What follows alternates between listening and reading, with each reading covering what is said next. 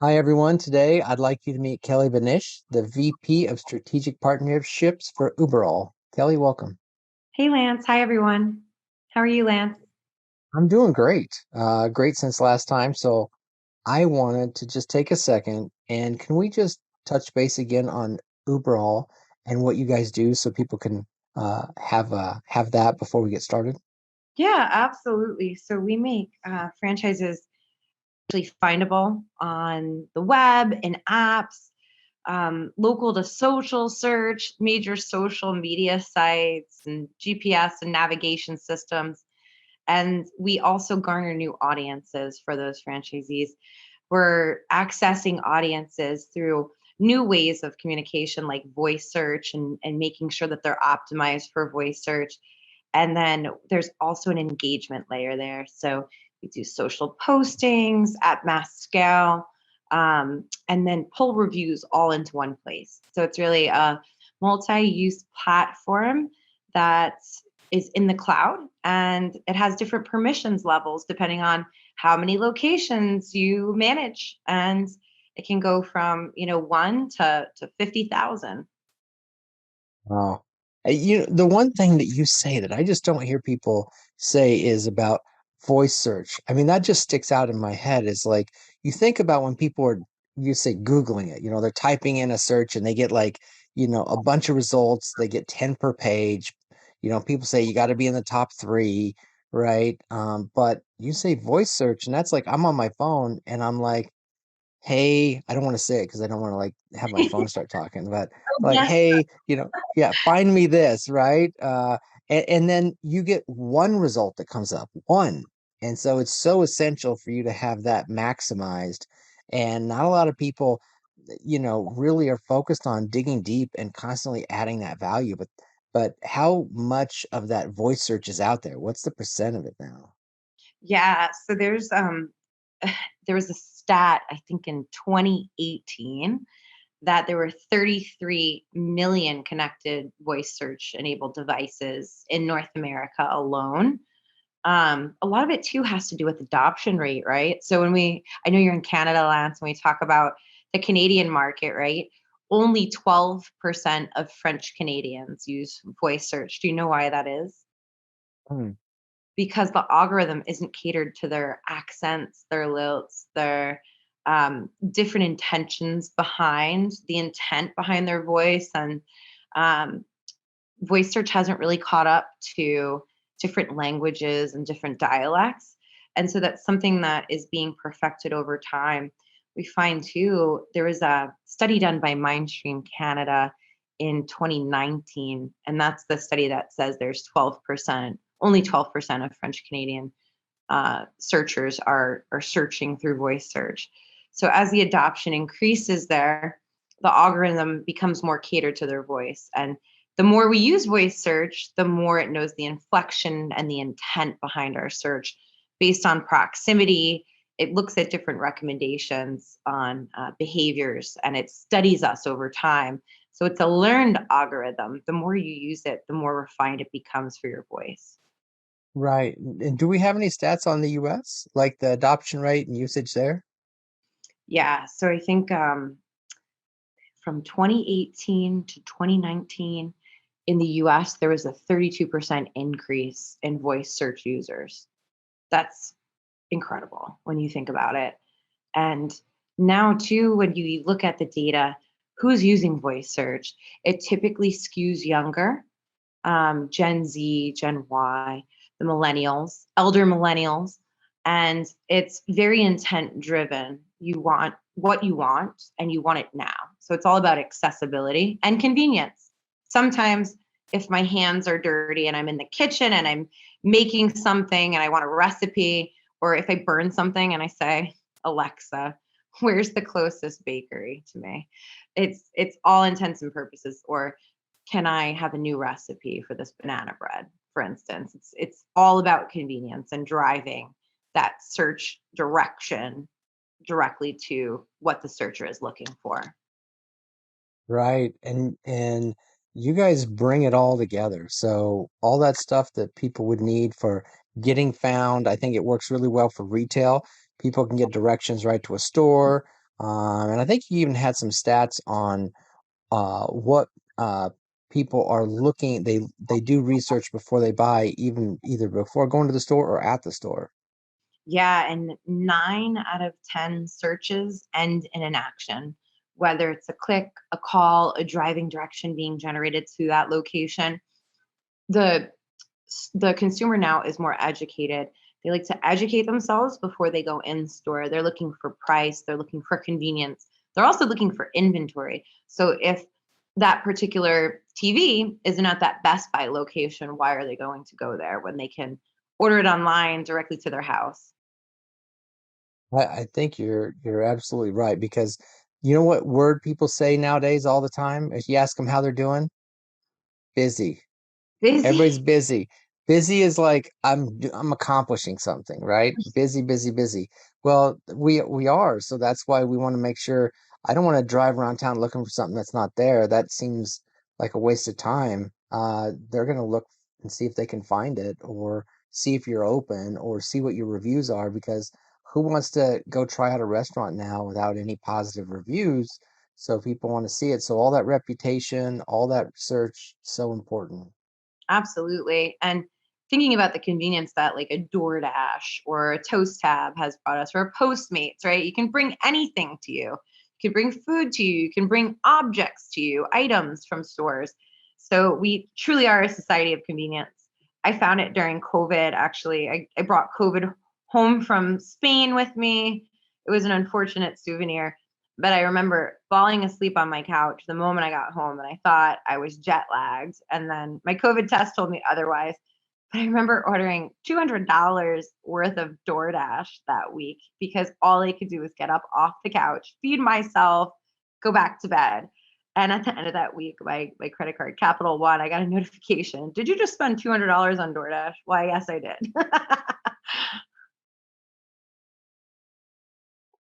I can see that. Well, this is good perspective, and it was a crazy time for everybody, so it's always funny. Um, what do you think would be one of the most valuable things if we're going to share your insights, things that you've learned, and people could put into practice and learn from? What do you think would be one of the most valuable things we can share today? Oh yeah. Optimize your Google business profile. It's just the tip of the iceberg, but it does account for a long or large aspect of search. So Google business profile signals are one of the most valued signals in local search, and it takes nothing to optimize it. You just have to have the right data, um, making information more accessible to your consumers or your searchers. So think like a consumer. For instance, if you're a restaurant franchise, make sure your menu is accessible online through that Google business page, your reservation links and your ordering online links. Think of all the metrics that you cater to as the particular business vertical you're in. For instance, if you are a service area business, let's just say you are a Roto-Rooter franchise and you have a booking link or a free estimate link, make sure that's out there on the Google page because you're going to garner a larger audience. Also, making sure hours of operation are correct, especially with holidays coming up. And also, if it's a place that, you know, um, consumers actually come to and visit, it's a brick and mortar location, make sure that your pin, your rooftop pin, is in the right place because that is what constitutes driving directions to that location. So it's all about the era of convenience, making sure that reviews are findable, that you have plenty of reviews out there on the Google page. And if not, there's a right way and a wrong way to do it. But asking happy customers to leave reviews is the best possible way to make sure that they're speaking for you. 72% of strangers trust reviews from total strangers. So, I wouldn't trust a stranger to cook a meal for me necessarily, but I wouldn't go to a stranger's house and sit at their table and eat a meal. But I'm really trusting the review as their word. So it's an interesting time to be alive. A lot of the stuff you just said, I totally agree with, and I've experienced just in the last couple days. I don't know how many Google business listings that we've checked just to make sure the hours were there. And then we wanted to pick out a restaurant because my daughter and her husband were leaving town, and Mhm. we wanted to go out to a place to eat. And so we wanted to check out the menu first. So we're checking out business hours on the website for if they're open. We're checking the menu to see if the menu has anything that I want and looking at the reviews. I mean, that's all like everything you're saying, I'm actually doing that right now. And so if you guys are helping people to keep track of this and organize this, I think you're 100% right. I think that stuff is so important. And collecting those reviews because if they don't ask for them, they're just going to get the ones that the people who are most motivated to leave one are usually the people who are frustrated. So you have to ask people when they're happy for sure. Absolutely. And there's sort of a level two to that when you look at the reviews. So Google, Yelp, and others have this element of personalization. For Google, I have to have a Gmail account in order for me to leave a review at a local business. And Google audits that information every single year. So if I just create a Gmail account to leave a review and I just leave one review, I have no photo, no profile to my person, and it's just that one review, Google will then consider that a fraudulent review and close it down over the course of that year because I didn't take part in emailing, I didn't actively engage with that account, I didn't leave additional reviews. So it's automatically in the spammy bucket. If you look at a review that's left at a business and it's a stellar review, or if it seems fake, even, and there's other negative reviews below it, you can click on that person's profile and see what other businesses they reviewed. And you can look for things like if they're in Texas, did they review a window place there? And then the next day, a dog walking place in Chicago, or a HVAC specialist in the UK. That's how you can tell if it's a fraudulent review or not. But also looking at that profile of that person, it makes it that much more personal. And you can see, like, okay, they're actively reviewing businesses in my area. I trust them. This is great that there's this personalization element behind the reviews that are being left. So with you guys, then you have a system to where it asks people to leave one, and then you kind of collect all this data. You collect all the what do you say? All the things needed to perform these functions under one dashboard, right? Yeah. Yep. And there's about 80 different attributes, we call them. Anything Uh-huh.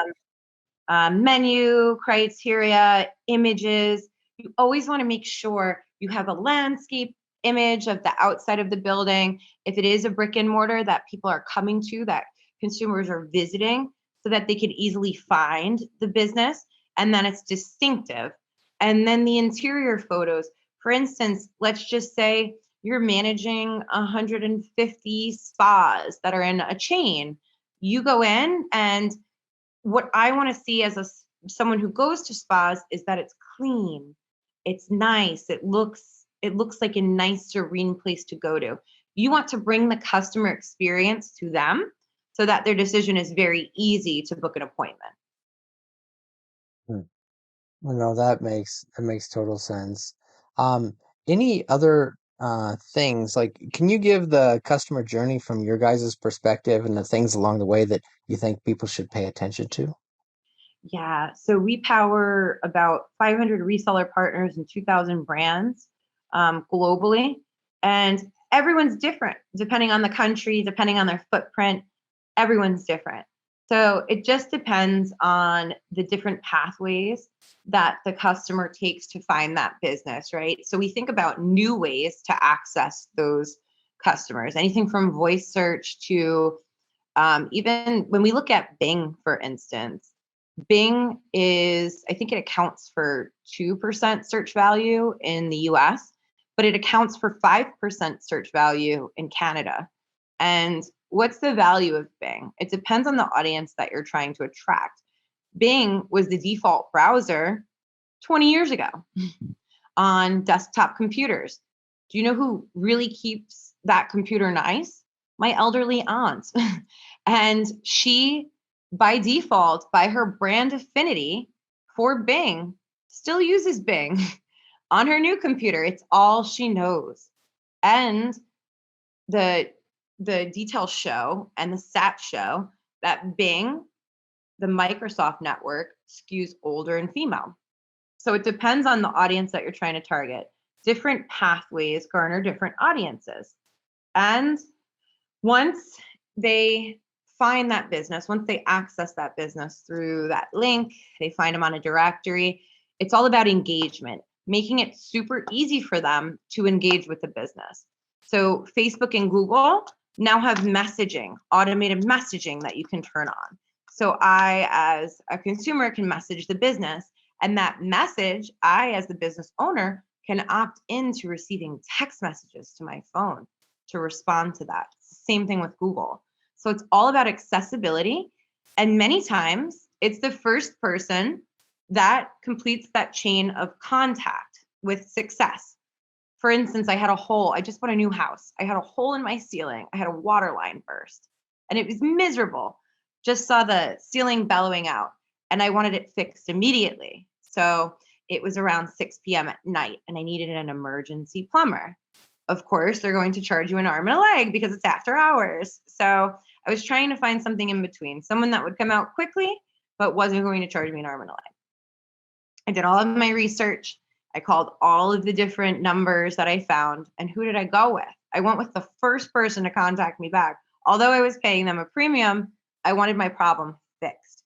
So it's all about convenience. It's all about being at the tip of their fingertips and making that journey, that customer journey, super accessible every step of the way through.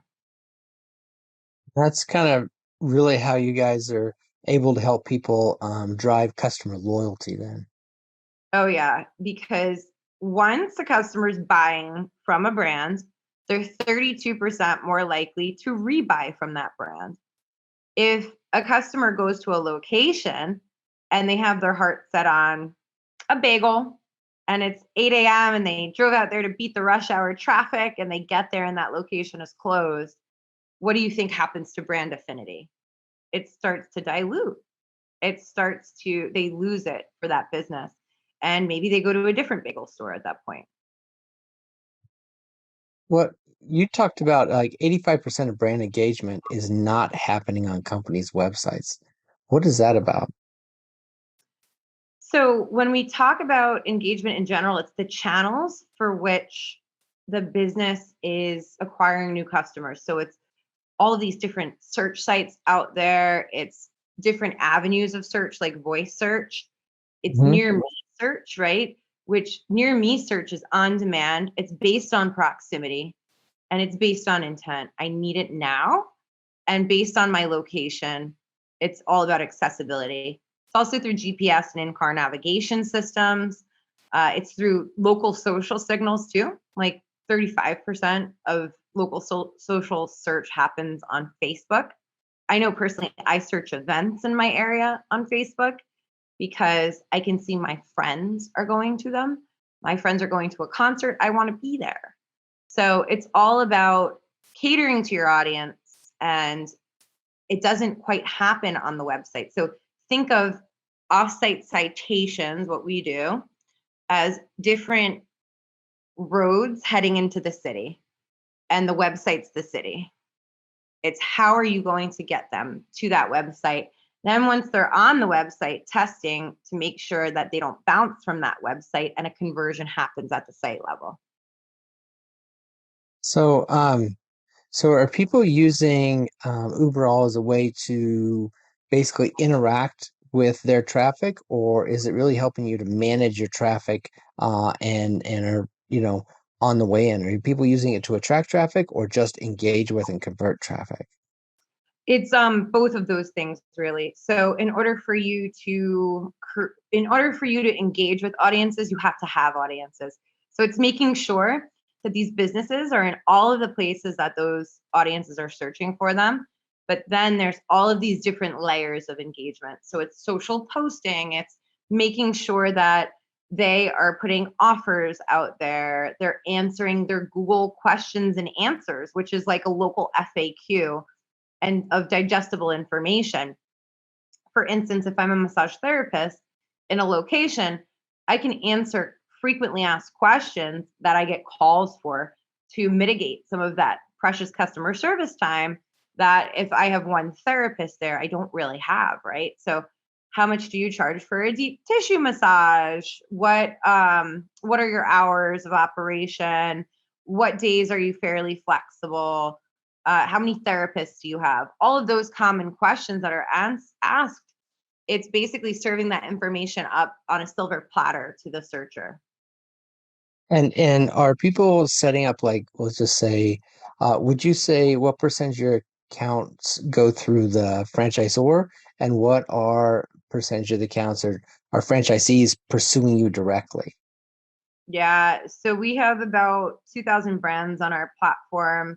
We typically work with 49 plus locations on the direct side of the house. Mhm. And then anything under that, we actually refer to our partners who provide white glove solutions for those brands or those smaller brands. Hmm. Um, I would say out of the 50% of our brand customers, they're asking us to set it up for them for those white glove solutions. Right. So basically, to work with you directly, we're looking at around 49 or more locations. Yes, exactly. And you guys are working kind of in conjunction then with like people have a CRM, but you're providing the customer experience side and kind of helping to organize all that and tie it in. Exactly. And we have two different integration types too for brands. So we have like a white label, which we can disguise with their branding to their franchisees and franchisors. We also have an API integration. So that's for like more than 1,000 locations if they're going to be making a lot of changes and want a more automated solution. And then we Hmm. also have a Zapier integration where Zapier is just a monthly subscription. It integrates into a lot of your other tool sets. So that's very easily where they could integrate into their CRM and see that entire customer journey all the way through inventory, if they're a retail specific brand, for instance, and map the customer journey fully. From your experience of doing this and working with companies, listening to them, watching them implement the services, what are some things that you've seen kind of as commonalities with companies that are struggling, or it's just it's harder than it needs to be? Yeah. I find a lot of times when franchisees are grouped together. So you've got your corporate franchise, right? Group, and then you have your individual franchisors. What we find is just getting everyone on the same page for simplicity's sake can be very difficult. And a lot of times, too, there's that corporate approved messaging that has to carry through all of the different franchises. And our tool really makes that an easy process. The tooling is designed to make sure there's that unanimous branding throughout all of the locations.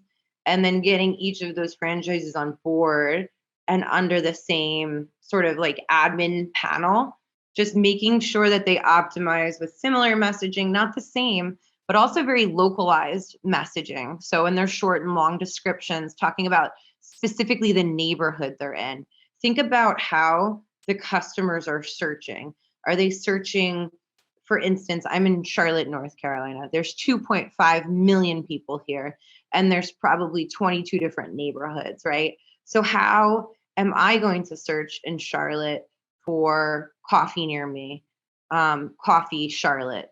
I could have a search returned where there's a coffee shop 40 minutes away from me. So it's all about getting very specific in all of your content, even the website content, making sure that you refer to specific neighborhoods, for instance. Hmm. And then on the opposite side, what have you seen with the companies that are, I would say, having um, they're growing pretty fast. Like they're definitely top performing companies, and just something about them is taking off. What have you noticed that they do? How do they think? Stuff like that. Yeah, they really get it. Like they understand their customer well. They have complete marketing plans and social media plans and have an entire 12 months of social media posts scheduled by the time we implement our solution for them. And it's just even baby steps. Like as a franchisee, it doesn't have to be complicated. What do we know will actually occur in the next 12 months? We know that holidays will occur. We know that's a definitive thing, right? So scheduling that content out around those things and making sure that it's a seamless customer journey all the way through. So making sure that independently you set up email marketing and you're asking for reviews. And when you solicit those reviews, you do it in a very best practices kind of way. So on Google, on Yelp, they all have best practices on their site and how-to guides. Definitely familiarizing themselves with that. And then also making sure that you know Google's guidelines. So a lot of AI has emerged right now with Chat GPT, for instance. And while it's super convenient, websites are getting penalized for AI driven content because it's too generic, right? So there's tags in AI content where I know a machine has written this. And so it's all about custom content for the business, whether it's social posts, whether it's website content, it has to at least appear very unique to the business. And so I think a lot of these companies out there that we're working with that identify as a brand are doing that at mass scale, and it's quality over quantity. I agree. AI is a great tool, but you can't just use it because it's basing what it's producing off of what it's seen other people write. It's in and of itself, it's not writing something new necessarily always. And you definitely have to personalize it. One of the notes that I made when you were talking is it seems like what you're saying is people are really either very organized, they know their customer, they know what they're doing, they understand marketing, or they're just doing. And it's okay if you're just doing because you're making something happen, but at a certain point, people have to step back and figure out what they don't know, so they can stop just doing and really nail it. Exactly right. And leaning on your customer base to do that, asking them to complete a survey, having someone help them complete a survey on premise. Part of what our solution provides too is sort of just a brand analysis. So at the location level, being able to monitor those reviews, seeing the overall customer experience. If you have 3 locations, you basically need to have eyes in the back of your hand if you're managing all 3 of them, right? So what can you do? There is review monitoring. So if you get 3 bad reviews in 1 week and you click into it through our platform, it can show you this manager had a bad attitude, right? And it's a way for you to determine your winning locations from your losing locations and best practices, basically create your own best practices fueled by that customer feedback. Right. So you don't necessarily want to look at these things as something that you just have to be obligated to respond to. You want to use this as tools to constantly improve yourself. And you can see what's you can decipher what's happening when you're not there by basically reading what the customers are responding to. Absolutely. And then, copy and paste for your new stores that open even. These are the best practices that we're following. This is what really landed well in this particular locale.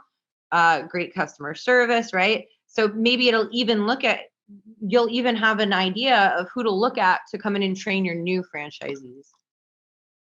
What are you seeing between people as uh kind of last question here, but what are you seeing with people that are basically either doing a broadcast type follow-up, right? Where it's in real time and it's scheduled, or a sequential one that says day one do this, day three do this. So are people basing it off of day in system or basing it off of date on the calendar? Yeah, you could do both. Mhm. Sequencing those out.